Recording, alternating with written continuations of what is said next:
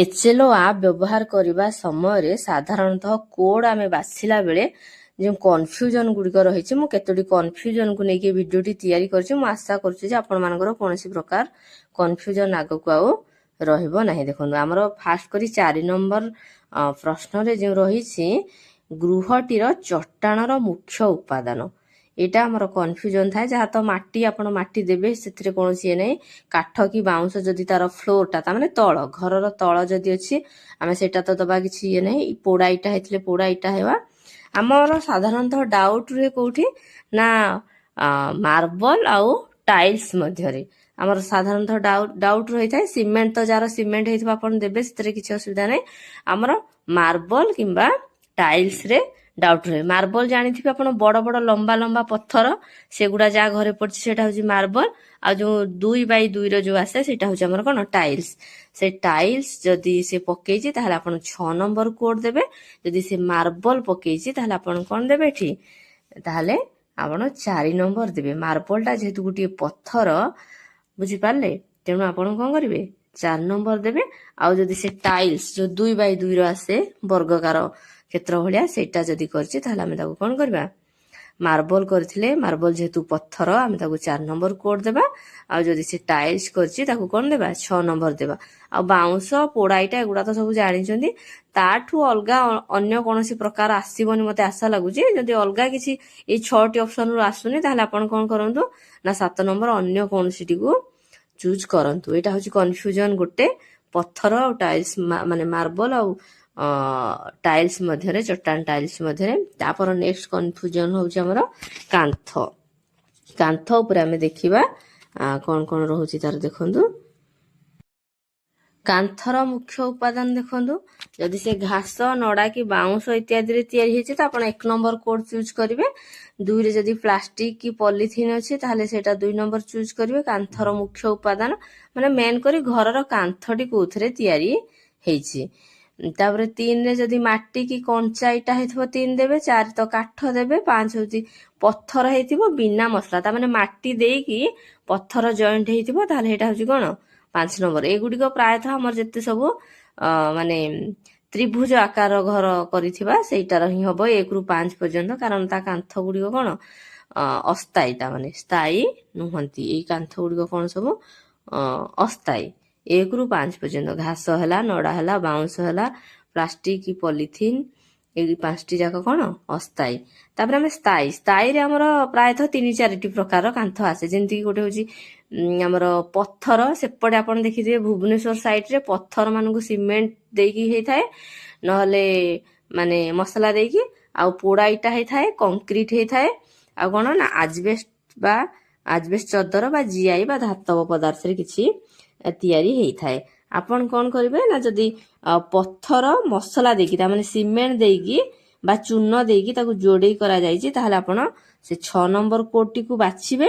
ଏବଂ ଯଦି ଆମର କଣ ହେଇଛି ନା ସିମେଣ୍ଟ ଇଟା ତିଆରି ହେଇଛି, ସିମେଣ୍ଟ ଇଟାରେ ଆମର କଣ ହେଇଛି, କାନ୍ଥଟି ତିଆରି ହେଇଛି, ତାହେଲେ ଆପଣ ଯୋଉ 9 ନମ୍ବର କଂକ୍ରିଟ ଅପସନ ଅଛି ତାକୁ ଚୁଜ୍ କରିବେ। ବୁଝିପାରିଲେ, ପଥର ମସଲା ସହିତ ଯଦି ଅଛି ତାହେଲେ ସେଇଟାକୁ, ଏଇଟା ପ୍ରାୟତଃ ଆମ ଏଇ ପଶ୍ଚିମ ଓଡିଶାରେ ବେଶୀ ଦେଖା ଦିଏନି। ପୂର୍ବ ଓଡିଶା ସାଇଡରେ ଗୁଡିକ ବେଶୀ ସେମାନେ ପଥରକୁ ସିମେଣ୍ଟରେ ଦେଇକି କରିଥାନ୍ତି ଘର ଗୁଡିକ, ତାଙ୍କର ସେଇଟା ହବ।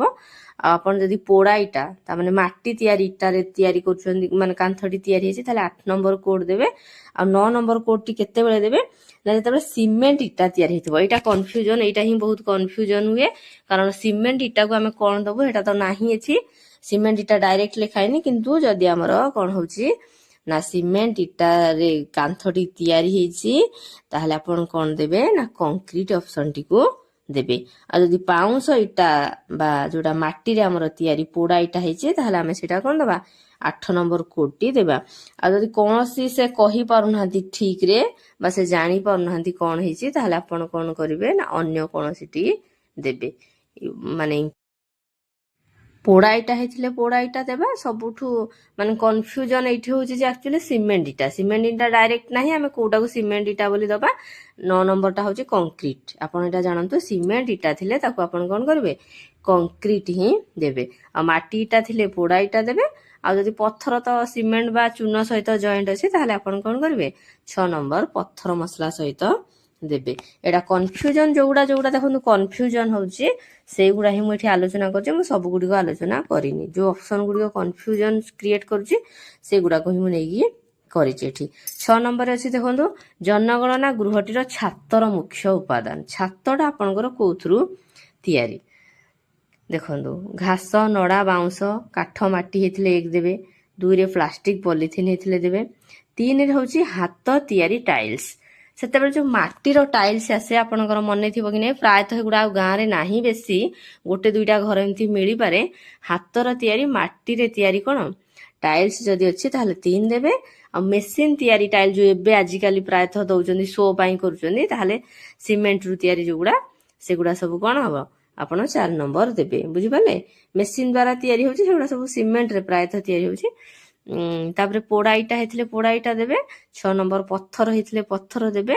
7 ନମ୍ବର ଦେଖନ୍ତୁ କନଫ୍ୟୁଜନ କ୍ରିଏଟ করে 7 ନମ୍ବର, ସେଇଟା ହଉଛି ସ୍ଲେଟ୍।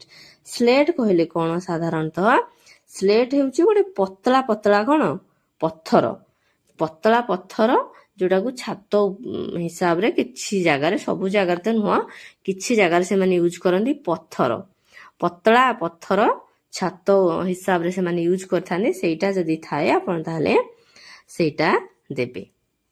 ଆଉ ଯଦି ଜିଆଇ ବା ଧାତବର କିଛି କି ଆଜବେଷ୍ଟ ଚଦର ଅଛି ତାହେଲେ ଆପଣ ସେଇଟା ଦେବେ।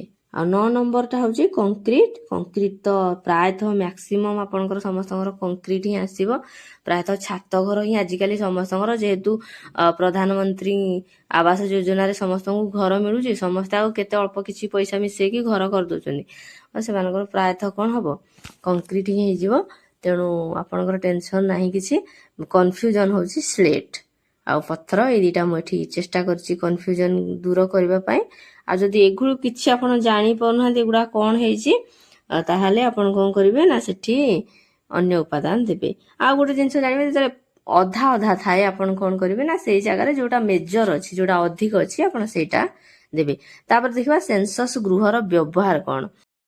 ମେନ୍ କରି ଆମେ ଯୋଉ ବିଲ୍ଡିଂ ବା ସେନ୍ସସ୍ ହାଉସଟି କ'ଣ ମାନେ କୋଉ ହିସାବରେ ତାକୁ ବ୍ୟବହାର କରାଯାଉଛି, ଯେମିତିକି ଅଛି ଅପସନ ଗୁଡ଼ିକ ଦେଖନ୍ତୁ, କାରଖାନା, ପୂଜାସ୍ଥଳୀ, ଅନ୍ୟ ଅଣବାସଗୃହ ବା ଖାଲି ଘର ବା ମାନେ ଆରାଧନାସ୍ଥଳୀ ବା ଡାକ୍ତରଖାନା ବା ସ୍କୁଲ କଲେଜ, ମାନେ କ'ଣ ହିସାବରେ ମେନ୍ କରି ତାକୁ ବ୍ୟବହାର କରାଯାଉଛି। ପ୍ରଥମଟି ହଉଛି ବାସଗୃହ। ବାସଗୃହ ତ ଜାଣିଛନ୍ତି, ସେ ଛୋଟ ହଉ କି ବଡ଼ ହଉ କି ଝୁମ୍ପୁଡ଼ି ହଉ କି ଚାଳିଆ ହଉ କି ଯାହା ହଉ, କି ସେ ଭିତରେ ଯୋଉ ଫରେଷ୍ଟ ଗାର୍ଡ ମାନେ ଯୋଉ କ୍ୱାର୍ଟର ପାଉଛନ୍ତି, ଯୋଉଠି ବି ଯାହା ବି ହଉ, ଯୋଉଠି ଲୋକ ଯଦି ରହୁଛନ୍ତି ମାନେ ସେ ତାଙ୍କ ରହୁଛନ୍ତି, ତାହେଲେ ଆମେ ତାକୁ ବାସଗୃହ କରିଦେବା। ଏଇଟା କନଫ୍ୟୁଜନ ନାହିଁ, ମ୍ୟାକ୍ସିମମ୍ ଲୋକଙ୍କର ବାସଗୃହ ହିଁ ହବ 1 ନମ୍ବର। ଆଉ ଅଲଗା ଗୁଡ଼ିକ କୋଉଠି ହବ ମୁଁ କେବଳ ଆପଣଙ୍କୁ ଟିକେ ଡାଉଟ୍ କ୍ଲିୟର କରିବି। ବାସଗୃହ ଯୁକ୍ତ ଅନ୍ୟ ବ୍ୟବହାର। ଅନ୍ୟ ବ୍ୟବହାର କହିଲେ କ'ଣ ନା ବାସଗୃହ ଦେଖନ୍ତୁ ତାଙ୍କର ଗୋଟିଏ ଏଣ୍ଟ୍ରାନ୍ସ ଥିଲେ ହିଁ ଏଇଟା ହେଇପାରିବ, 2ଟି ଏଣ୍ଟ୍ରାନ୍ସ ଥିଲେ ହେବ ନାହିଁ। ଗୋଟିଏ ଏଣ୍ଟ୍ରାନ୍ସ ଅଛି କିନ୍ତୁ ତା ସହିତ ସେମାନେ ଦୋକାନଟେ ଦେଇଛନ୍ତି, ବା ସେମାନେ କ'ଣ କରିଛନ୍ତି ନା ଗ୍ରୋସରୀ ଦୋକାନଟେ ଦେଇଛନ୍ତି, କି ଛୋଟିଆ ମୋଟିଆ ଫ୍ୟାକ୍ଟ୍ରିଟେ ସେ ଘର ଭିତରେ କରୁଛନ୍ତି, କି ଲୁଗା ଟିକେ ବୁଣୁଛନ୍ତି ସେ ଘର ଭିତରେ, କି ଅଲଗା କିଛି ଯେମିତିକି କମାର ଶାଳ କି କାଠ ଜିନିଷ କିଛି ତିଆରି କରୁଛନ୍ତି, କି କଣ୍ଢେଇ ହେଲା, କି ରଙ୍ଗ ଦେବା, କି ସେ ପାଉରୁଟି ଫ୍ୟାକ୍ଟ୍ରି, ଏଇ ଟାଇପର ଯଦି କରୁଛନ୍ତି ସେଇଟା ହଉଛି ବାସଗୃହ ଯୁକ୍ତ ଅନ୍ୟ ବ୍ୟବହାର। ତାପରେ 3 ନମ୍ବରରେ ଦୋକାନ। ଦୋକାନରେ ଦେଖନ୍ତୁ ବହୁତ ଗୁଡ଼ିଏ ଆସିବ, ଯେମିତିକି ଔଷଧ ଦୋକାନ ହେଲା, ଲୁଗା ଦୋକାନ ହେଲା, ଚା ଦୋକାନ ହେଲା, ପ୍ଲାଇଉଡ୍ ଦୋକାନ, କି ଲଜିଂ ଯୋଉଠି ମାନେ ରହିବାର ସୁବିଧା ଅଛି। ସେମିତି କାର୍ଯ୍ୟାଳୟରେ ବି କ'ଣ ହବ ନା କୌଣସି ଓକିଲଙ୍କର କାର୍ଯ୍ୟାଳୟ ହେଲା, କି କିଛି ବ୍ୟବସାୟର କାର୍ଯ୍ୟାଳୟ ହେଲା, କି ବ୍ୟାଙ୍କ ହେଲା, ବୀମା ହେଲା, ଏଗୁଡ଼ା ସବୁ ଏଇ ଦୋକାନ କାର୍ଯ୍ୟାଳୟ ହିଁ ଚୁଜ୍ ହବ। ଦେଖନ୍ତୁ କୌଣସି କମ୍ପାନୀ ହେଲା, କି ଆମର ଯୋଉ ତହସିଲ କାର୍ଯ୍ୟାଳୟ ହେଲା, କି ଫାୟାର ଷ୍ଟେସନ ହେଲା, ଏଗୁଡ଼ା ସବୁ ଆମର ଯିବ କୋଉଥିରେ ଦୋକାନ ଏବଂ କାର୍ଯ୍ୟାଳୟରେ ହିଁ ଯିବ। ବୁଝିପାରିଲେ ତ? ଦୋକାନ ଆଉ କାର୍ଯ୍ୟାଳୟ। ତାପରେ ଆସୁଛି ସ୍କୁଲ କଲେଜ 4 ନମ୍ବରରେ। ସ୍କୁଲ କଲେଜରେ କୋଉଗୁଡ଼ା ଦେବା, ଦେଖନ୍ତୁ କେବଳ ଯୋଉଠି ବିଦ୍ୟାଳୟ ବା ଆମର ସ୍କୁଲ ଅଛି ସେଗୁଡ଼ା ହେବ ନାହିଁ, ଯୋଉଠି ବି କିଛି ଶିକ୍ଷା ଦିଆଯାଉଛି ସେଇଟା ହବ ସ୍କୁଲ କଲେଜ। ଯେମିତିକି ଦେଖନ୍ତୁ କୋଉଠି ସଙ୍ଗୀତ ଶିକ୍ଷା ହଉଛି, କୋଉଠି ନୃତ୍ୟ ଶିକ୍ଷା ହଉଛି, କୋଉଠି ଆମର ବଢେଇ କାମ ଶିକ୍ଷା ଦିଆଯାଉଛି ଲୋକମାନଙ୍କୁ, କି କୋଉଠି କମ୍ପ୍ୟୁଟର ଶିକ୍ଷା, କି ଅଲଗା କିଛି ମାନେ ଶିଳ୍ପ ତାଲିମ ଦିଆଯାଉଛି, ଯୋଉଠି ଗୋଟେ ଜିନିଷ ଯାହା ଶିକ୍ଷା ହଉଛି ସେଇଟାକୁ ଆପଣ ସ୍କୁଲ କଲେଜ ଦେବେ। ତାପରେ ଦେଖନ୍ତୁ ହୋଟେଲ, ଲଜ, ଅତିଥିଶାଳା, ଏଗୁଡ଼ା କୋଉଠି ଦେବେ ନା ଯୋଉଠି ବଙ୍ଗଳା ଅଛି, ସର୍କିଟ ହାଉସ ଅଛି, ରାଜ୍ୟର ଅତିଥି ଭବନ ଅଛି, ଆଶ୍ରମ ଅଛି, ସରାଇ ଅଛି, ଧର୍ମଶାଳା ଅଛି, ମୁସାଫିରଖାନା ଅଛି, ବିଶ୍ରାମ ଗୃହ ଅଛି, ରାତ୍ରି ଆଶ୍ରୟସ୍ଥଳ ଅଛି, ହୋଟେଲ, ଲଜ୍, କୋଠାଘର, ପାନ୍ଥଶାଳା, ଯାତ୍ରୀ ବଙ୍ଗଳା ଏଗୁଡ଼ା ଯଦି ଅଛି 5 ନମ୍ବର କୋଡ୍ଟି ବାଛିବେ। ତାପରେ ହେଲା 6 ନମ୍ବର। 6 ନମ୍ବରରେ ଅଛି କଣ ନା ଡାକ୍ତରଖାନା, ଡିସ୍ପେନ୍ସରୀ। ଏଠି କଣ ଦେବେ ଆପଣ ଦେଖନ୍ତୁ, ଯୋଉଠି ଗୋଟେ ନିଦାନ କେନ୍ଦ୍ର ଥିବ, ହସ୍ପିଟାଲ ଥିବ, କ୍ଲିନିକ ଥିବ, ନର୍ସିଂ ହୋମ ଥିବ, ପ୍ରସୂତି ଭବନ ଥିବ, ଦାନ୍ତ ଚିକିତ୍ସା କେନ୍ଦ୍ର ଥିବ, ବୁଝିପାରିଲେ, ଡିସ୍ପେନ୍ସରୀ ଥିବ, ଟିକାକରଣ କେନ୍ଦ୍ର ଥିବ, ଏକ୍ସରେ କ୍ଲିନିକ ଥିବ, ପ୍ରାଥମିକ ଚିକିତ୍ସା କେନ୍ଦ୍ର ଇତ୍ୟାଦି ଯଦି ଅଛି ଆପଣ ତାକୁ 6 ନମ୍ବର କୋଡ୍ ଡାକ୍ତରଖାନା ଓବ୍ଲିକରେ ଔଷଧାଳୟଟାକୁ ଆପଣ ଚୁଜ୍ କରିବେ। ତାପରେ 6 ନମ୍ବର ପରେ ଆମର ଆସିଯିବ 7 ନମ୍ବର, ଯୋଉଟା କି ହଉଛି ଫ୍ୟାକ୍ଟ୍ରି ବା କାରଖାନା, କାର୍ଯ୍ୟାଳୟ, ଶାଳଘର ଇତ୍ୟାଦି। ଏଗୁଡା କୋଉଠି ଦେବେ, ଯାହା ସବୁ ଯୋଉଠି ଫ୍ୟାକ୍ଟ୍ରି ଅଛି, ଯେମିତିକି ଆମର ଘଡି ଫ୍ୟାକ୍ଟ୍ରି ହେଲା, କି ଗାଡି ସର୍ଭିସିଂ ହେଲା, କି ଇଞ୍ଜିନ ମରାମତି ହେଲା, ଗୋପାଳନ କେନ୍ଦ୍ର ହେଲା, ବୁଝିପାରିଲେ, ଯୋଉଠି ବିଶେଷ କରି ଫ୍ୟାକ୍ଟ୍ରି ଅଛି, ଛାପାଖାନା ହେଲା, ସୁନାରୂପା ବଣିଆ, କମାରଶାଳ, ଏଗୁଡା ସବୁ ଗୋଟେ ଗୋଟେ ଫ୍ୟାକ୍ଟ୍ରି ବା କାର୍ଯ୍ୟାଳୟ। ଏଇଟା ଏଇଠି ହିଁ ଆପଣ ଦେବେ।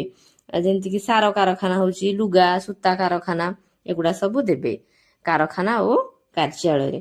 ତାପରେ ଆଉ କଣ ଦେଖନ୍ତୁ, ଦୋକାନ କାର୍ଯ୍ୟାଳୟରେ ବି ସେଇଆ ଅଛି।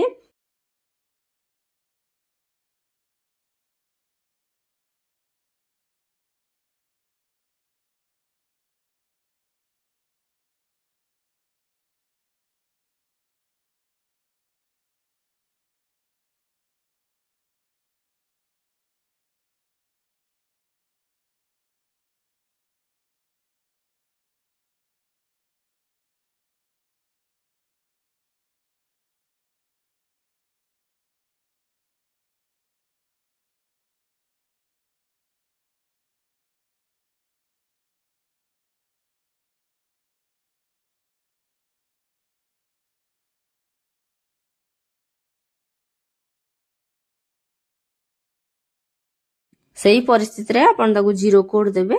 0 କୋଡ୍ ଦେଇଦେଲେ ତାମାନେ ଏଇଟା ରିପେୟାରିଂ ଦରକାର ବା ଅଧା କାମ ଚାଲିଛି, ଏଇଥିରୁ ବୁଝା ପଡିଯିବ। ବୁଝିପାରିଲେ? ମୁଁ ଆଶା କରୁଛି ଯେ ଆପଣମାନଙ୍କର କୌଣସି ପ୍ରକାର ଆଉ ଡାଉଟ୍ ରହିନଥିବ। ଯଦି କୌଣସି ଡାଉଟ୍ ଥାଏ ଆପଣ କମେଣ୍ଟ ମାଧ୍ୟମରେ ଜଣାନ୍ତୁ। ମୁଁ ବହୁତ ଜଲ୍ଦି ଭିଡ଼ିଓ ଅପଲୋଡ୍ କରିବାକୁ ଚେଷ୍ଟା କରିବି ଯେ ଆପଣ କଣ କନଫ୍ୟୁଜନ ହଉଛନ୍ତି, କେଉଁ କେଉଁ ଅପସନ୍ ଭିତରେ କନଫ୍ୟୁଜନ ହଉଛନ୍ତି, ମୁଁ ଚେଷ୍ଟା କରିବି ଭିଡ଼ିଓ ଆଣିବାକୁ। ଯଦି ଭିଡ଼ିଓଟି ଆପଣଙ୍କୁ ଭଲ ଲାଗିଥାଏ ଭିଡ଼ିଓକୁ ଲାଇକ୍ କରନ୍ତୁ, ଚ୍ୟାନେଲକୁ ସବସ୍କ୍ରାଇବ୍ କରିବାକୁ ଭୁଲନ୍ତୁ ନାହିଁ। ବହୁତ ବହୁତ ଧନ୍ୟବାଦ ଶେଷ ପର୍ଯ୍ୟନ୍ତ ଦେଖିଥିବାରୁ।